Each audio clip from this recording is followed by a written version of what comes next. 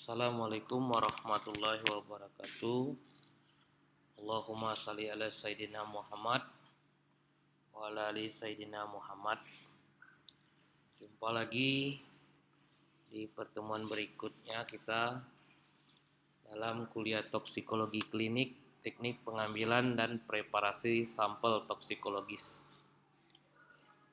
Video pembelajaran program studi Diploma 3 Teknologi Laboratorium Medis. Pada kali ini kita akan membahas mengenai pengambilan sampel dan penanganan sampel yang merupakan tahap pra-analitik yang menentukan validitas hasil pemeriksaan daripada laboratorium toksikologi. Hasil analisis dalam toksikologi bisa dianggap tidak berharga jika pengumpulan sampel, pengangkutan, dan penyimpanan tidak dilakukan dengan baik dan benar, meskipun analisnya telah melakukan dengan hati-hati. Penting untuk memahami sifat dan stabilitas daripada analit, sifat matriks sampel, dan keadaan di mana analis harus dilakukan. Dokumentasi sejarah sampel yang benar meliputi asal, cara pengumpulan, pengangkutan, penyimpanan, dan data pendukung sangat penting. Jenis-jenis sampel yang pertama yaitu darah, kedua cairan tubuh selain darah, yang ketiga cairan residu atau ekskresi, yang keempat sampel lainnya, yang kelima serum, 6 plasma, kemudian ada ketujuh sel darah, 8 urin, 9 isi lambung, 10 feses, 11 jaringan. Sampel darah ini bisa diambil dari darah arteri,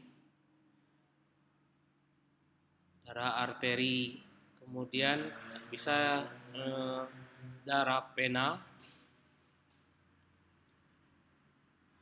Biasanya darah arteri ini dikumpulkan dari darah kapiler yang mendekati darah arteri, ya. Dapat diperoleh dengan menusuk tumit, lubang jari, atau lubang telinga, ya. Biasanya ini paling sering dilakukan pada anak kecil. Kemudian untuk darah pena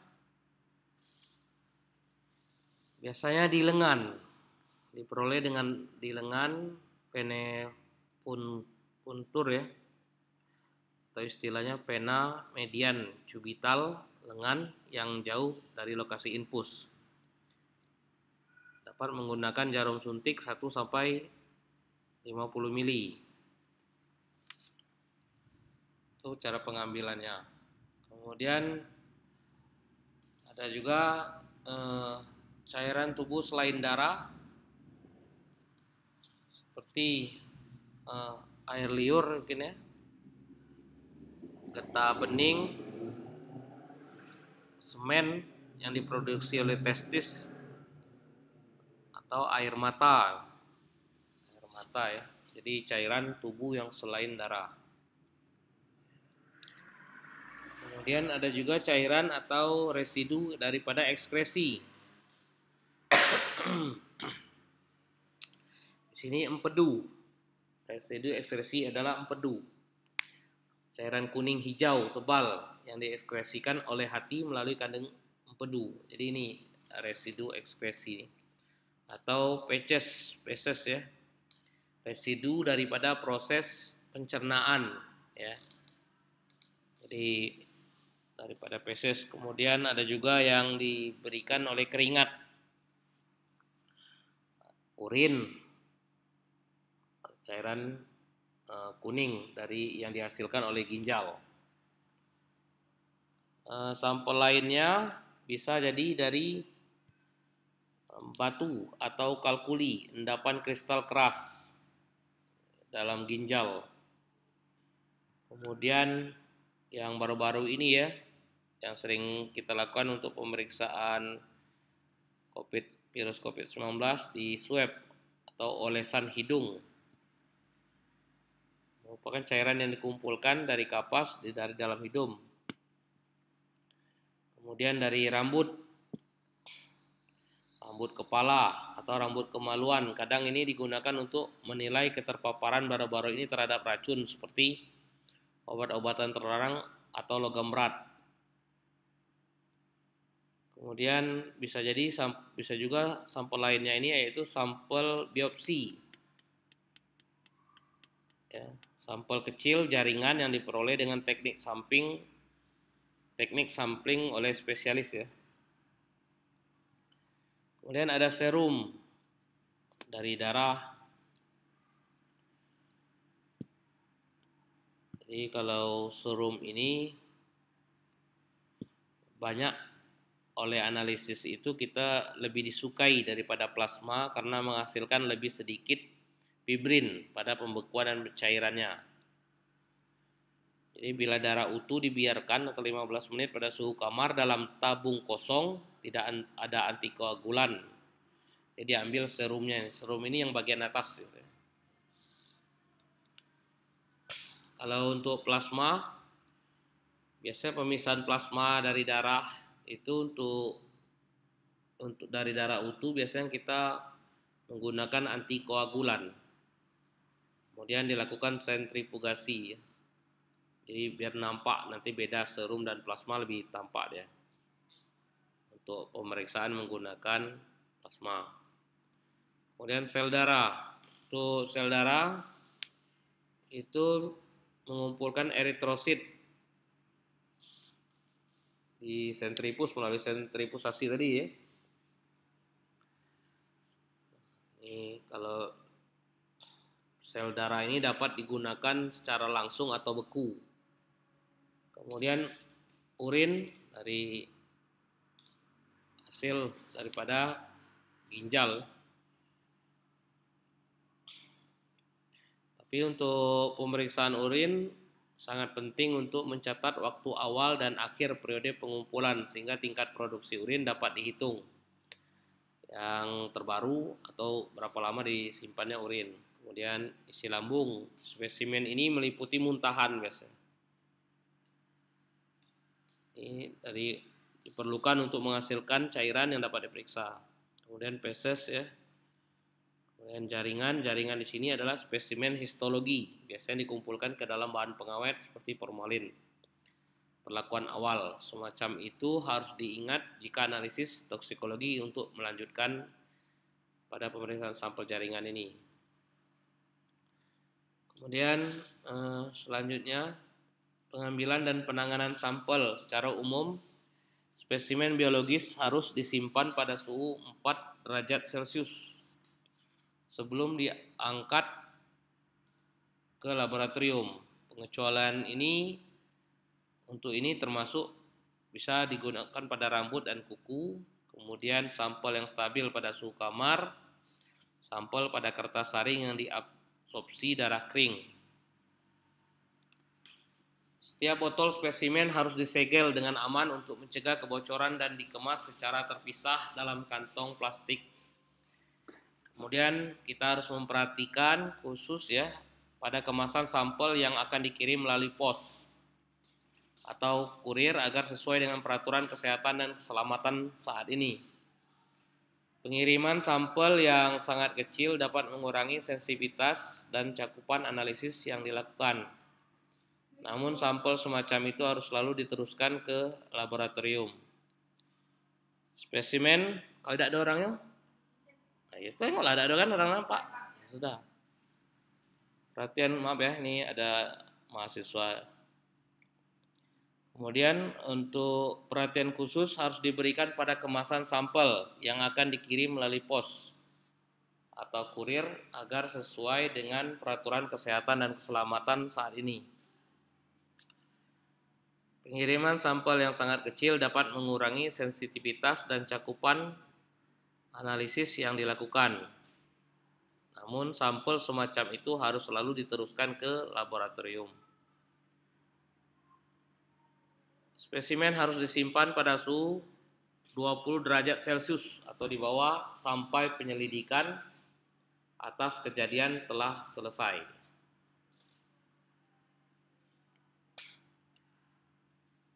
Kemudian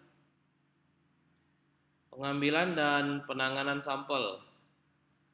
Integritas sampel adalah perhatian utama jika ada implikasi mediko-legal, karena bukti mungkin diperlukan di pengadilan. Tindakan pencegahan untuk memastikan integritas sampel meliputi: pertama, pelabelan sampel yang tepat, kemudian penggunaan wadah anti temper ya. Kemudian pengumpulan sampel seperti rambut, kuku, dan darah femoral sebelum tindakan otopsi. Lalu pendokumentasian yang tepat. Ini pengambilan dan penanganan sampel. Selanjutnya pemberian label. Secara umum label harus tertulis. Untuk pengambilan sampel itu harus diberikan label supaya kita memahami apa sampel kita ini isinya, yang meliputi ada nama pasien, umur ya, jenis kelamin, alamat, tanggal pengambilan, lokasi pengambilan, jenis spesimen, jumlah spesimen, nama dan para petugas. Jika bersifat rahasia dalam hal pemeriksaan, cukup diberi kode. Misalkan nama pasien, kode, umurnya tetap tidak apa-apa umurnya ya. Mungkin jenis kelamin diberi kode misalnya. Atau kalau saya merasa tidak apa-apa, mungkin nama pasien yang diberi kode, nama pasien dan petugas. Kemudian pedoman pembekuan spesimen. Spesimen jika ingin membutuhkan plasma atau serum untuk penganalisaan, maka darah tidak boleh dibekukan. Ya harus dipisahkan dahulu kalau memang mau memakai plasma atau serum. Tapi kalau tidak menggunakan plasma atau serum ya tidak apa-apa dibekukan. Kemudian pastikan pelabelan itu tahan air. Pastikan tabung tertutup rapat dan terisi dengan baik, tapi jangan terlalu banyak mengisi tabung, terutama pada tabung kaca ya. Kemudian tidak boleh kita terlalu lama untuk meminimalkan efek pengeringan. Simpanlah catatan isi di freezer. Di dalam itu dibungkus yang spesimen tadi ada catatannya. Kemudian simpan juga catatan suhu freezer yang terus menerus. Dicatat, maksudnya dicatat terus. Suhu itu dicatat terus. Kemudian kita simpan sebagai pedoman kita, spesimen ini kapan kita catat. Suhu, menit, jam. Jadi untuk freezer ini kita batasi waktu, boleh saja kita memasang alarm. Kadang ada turun naik suhu mungkin ya. Jadi freezernya pada jam-jam berapa gitu. Sehingga bisa kita pindahkan spesimennya atau kita atasi. Kita matikan, mungkin ada ingin dimatikan freezernya. Jadi dipasang alarm sebelum itu agar diketahui. Kita ketahui untuk sampel toksikologi ini pada dasarnya ada dua kebutuhan. Yang pertama untuk diagnostik atau pemeriksaan biasa, yang kedua untuk penyidikan atau pro justisia. Dimana kalau untuk pro justisia ini atau pemeriksaan penyelidikan harus dilakukan mengikuti prosedur yang ketat karena implikasinya dalam pengadilan, karena data ini akan digunakan di pengadilan. Ini ada beberapa pedoman penerimaan kalau untuk pro justisia ya. Untuk barang bukti daripada penyidikan harus mengikuti beberapa hal. Yang pertama persyaratan administrasi. Ini beberapa hal rentetannya ya. Silakan dibaca ya, ada permintaan pemeriksaan, kemudian ada laporan polisinya, ada berita acara penyitaan barang bukti, ada berita acara penyisihan barang bukti, ada berita acara pembungkusan, ada berita acara penahanan, ada laporan kemajuan dan lain-lain. Nah, ini pengambilan barang bukti pun ada juga ininya aturannya. Nah, kemudian selanjutnya, nah ini barang bukti yang cairan tubuh. Barang bukti cairan tubuh juga harus meliputi beberapa dokumentasi, terutama pada label. Label itu minimal 5 berisikan. Ada register barang bukti, nomor berapa dia kalau untuk pro justisia kan. Kemudian nama siapa, boleh ini ya, dikasih kode karena untuk barang bukti kan, atau agar sifatnya rahasia. Nah, ini harus diisi minimal 5. Kemudian ini masih syarat tadi, fasilitas masih yang barang bukti tadi. Nah, ini fasilitas kamar mandinya harus disediakan untuk pengambilan sampel urin mungkin.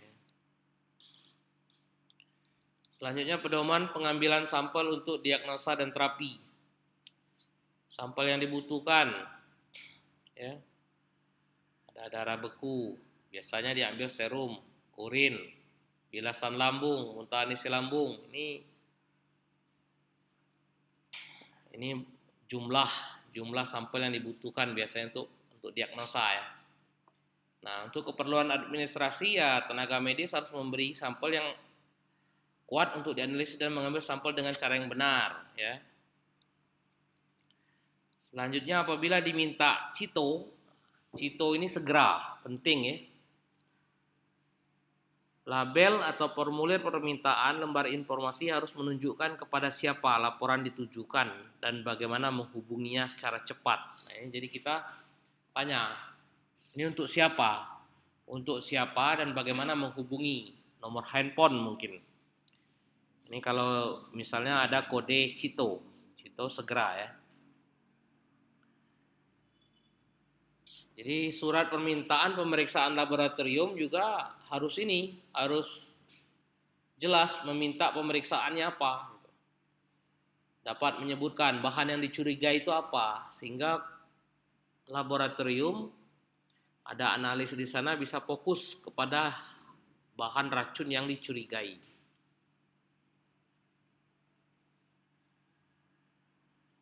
Kemudian kita kembalikan hasil laboratorium itu kepada dokter yang meminta pemeriksaan atau siapa, dalam keadaan tertutup, kerahasiaannya mesti tetap terjamin. Kemudian diantar atau diambil dengan buku ekspedisi yang jelas, tanggal, hari, nama, alamat jelas yang mengambil atau yang menerima daripada hasil.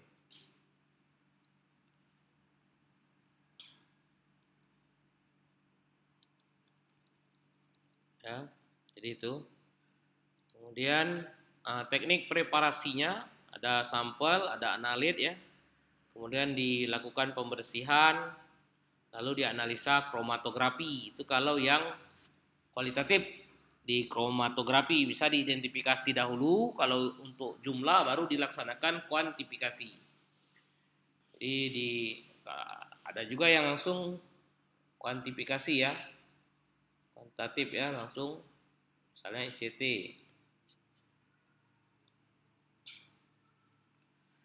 Metodenya ada presipitasi protein, mikrodifusi, hidrolisa. Ini metode beberapa contoh metode untuk persiapan sampel. Ini ya. Kemudian ada tekniknya. Ini teknik pemeriksaannya, teknik preparasi sampel, dalam analisisnya.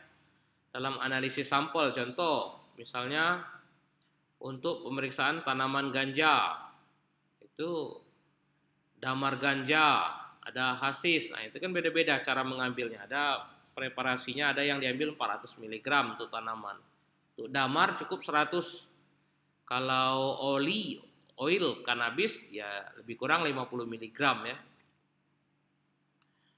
Ini cara-cara mempersiapkan sampel yang diambil juga berbeda-beda. Nah, ini cuplikan cairan juga berbeda-beda. Cuma 10 ml cairan. Nah, untuk spesimen darah atau serum plasma itu 3 darahnya. Ada ekstraksi darah atau serum atau plasma, ada ekstraksi melalui urin atau cairan lambung, ada yang KLT ya. Nah, ini dia, kalau ekstraksi serum plasma itu memiliki prinsip dengan pelarut organik pada pH tertentu. Nah, ini dia peralatannya, ini reagennya ya. Nah, ini caranya. Kemudian urin juga seperti ini ya, sama. Ya, peralatannya sama urin ya. Penggabungannya. Ini pemeriksaan apabila untuk keracunan kita bisa juga mengambil sampel rambut. Dan kita ambil dilarutkan dengan pelarut organik. Nah, ini cara-cara melengkapi preparasinya seperti ini. Dengan metanol. Ekstraksi itu bisa dilakukan dengan metanol, ekstraksi pengambilan ya, pengambilan senyawa. Jadi penarikan senyawa racun itu kita menggunakan metanol. Walaupun ada keuntungan, ada juga kekurangan daripada metanol ini. Ya. Tapi ya hati-hati dalam penggunaan metanol, memang terkadang bisa membutakan, kalau kena mata itu bisa buta kita. Oke, selanjutnya ada juga ekstraksi dengan pelarut asam. Ya. Jadi asam HCl, asam klorida, asam kuat ya. Nah, memang lebih bagus di ekstraksi dengan larutan asam daripada metanol. Tetapi terkadang ada beberapa senyawa itu yang tidak bisa ditarik dengan larutan asam, hanya bisa dengan metanol yang paling banyak itu ya.